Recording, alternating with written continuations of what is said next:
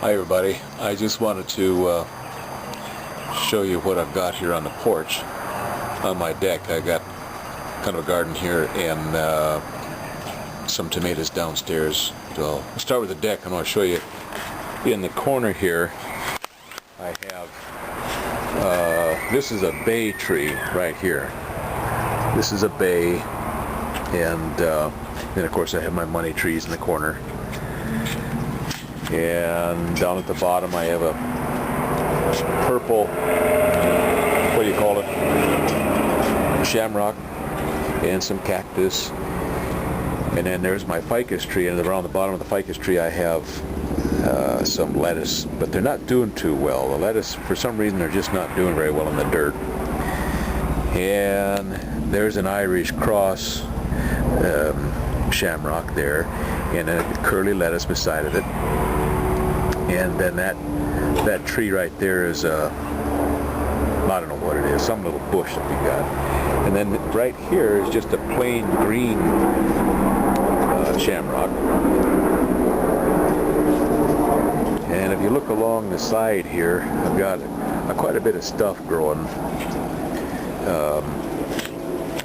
We got a Martha Washington, and we've got some pansies here. And down here there's one of those other kind of flowers,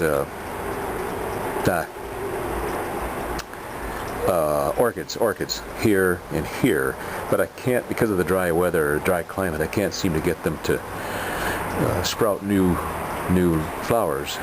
Cyclamen in the middle, and that's one of those corn trees they call it. I don't know what the real name for it is, but that's kind of that's under there. And there's some flowers that we planted. I gotta trim they got some new buds growing here, but I gotta trim these old dead ones off. And we got some more flowers down here. There's some more flowers. And I had some lettuces in here in a bucket again. They just don't do as well. In this, I got Martha Washington out here, and then in the bottom I've got these curly lettuces, and they seem to be doing pretty good, but just the regular lettuce doesn't seem to do so well for some reason. I don't know why. And this is one of those hanging basket flowers that Donna likes. Can't think of the name of it, but it's died back about halfway, so I tied it up, and I'm going to try to make a tree out of it. See if that works. And of course, right here we've got rosemary, and I put some of these marigolds in there to keep the bugs away. And some chives. Here's some marjoram here, and we got a little bit of thyme here, and some more flowers. This is my hydroponic system right here. Lots of lettuce, and it really likes the hydroponic system, especially this curly lettuce. It's really doing well. I got some down in here as well. And this is some curly parsley and some regular parsley. And then over here I have oregano, and this is a yellow bell pepper that I just grew from a seed from the store right here. Oregano's here, and some basil here, some more of that curly lettuce down here. See, the curly lettuce seems to be doing pretty good in the dirt. This is my pepper tree. It's a jalapeno, and I needed to move it, and so I balled the root to preserve it. And of course over here we've got leftover from Christmas. This is doing well. And there's my mint. Up here in this corner is another Martha Washington. It's doing very well. And then I have some ivy here, and some kind of a stunted type of a ficus tree here. This is an olive, it's a bush type of olive rather than a full tree, but that's what this is right here. And I put this thing up here. It's a reflector for your windshield. And I put that up because when the sun gets down to the west, to my right, behind me here, is the sun in the afternoon. And of course, this part down in here behind the wall doesn't get any sunshine. And it needs direct or indirect sunshine, sunlight, especially that cyclamen there needs indirect light. So I went ahead and I put this reflector up, so when the sun gets down in the afternoon, it'll reflect off of this, and it reflects, as you can see, onto the cyclamen, and that's just enough sunlight, enough indirect light. Any more than that, and it doesn't seem to like it too well. Anyway, so that's that, and I'll take you downstairs to show you my tomatoes in just a second. One thing I forgot to mention, I've got strawberries in that first basket, and then flowers in the second and third and fourth basket, and then more strawberries down by the flag down there. That's this looking at the outside of our deck. There's a rosemary hanging over the wall, and we got Martha Washington poking through. So I think I showed you the inside of our deck. This is what it looks like on the outside. And down there are the tomatoes down there.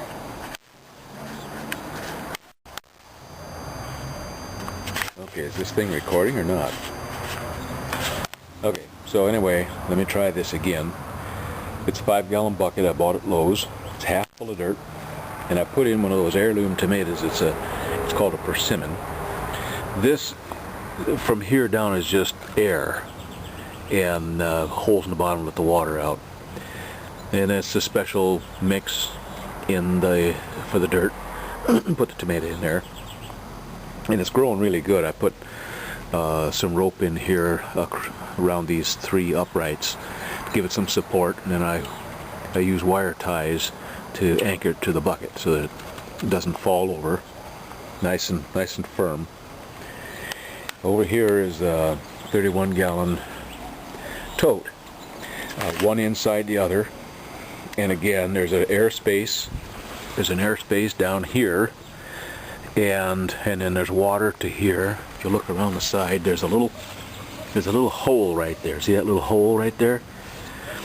You fill the water in this tube right here. You put water in the tube until it comes out the little hole. And down inside, there's a siphon affair with a column of dirt in the middle. Siphons the water up, and the dirt is from here up. So we bought what they call pea fence for growing peas. They're 4 foot tall, and they're hinged. They fold up, so you can see the hinges, and it fits this perfectly. Now the bottom, you have to bend these here. And so you have to bend them. There's a way to bend them. Measurement and everything is all set up. And then I bought some trellis. It's a 7-inch square trellis netting. Put that in there to kind of hold the plants up and give them support as they grow. And it'll grow up through here, on here. And then I'll put another row on this one. And I've got more of this pea fence if I need to extend it up on top higher, then I can do so. Anyway, so I have in this one, this heirloom tomato is a Italian heirloom, and they get to be about a pound.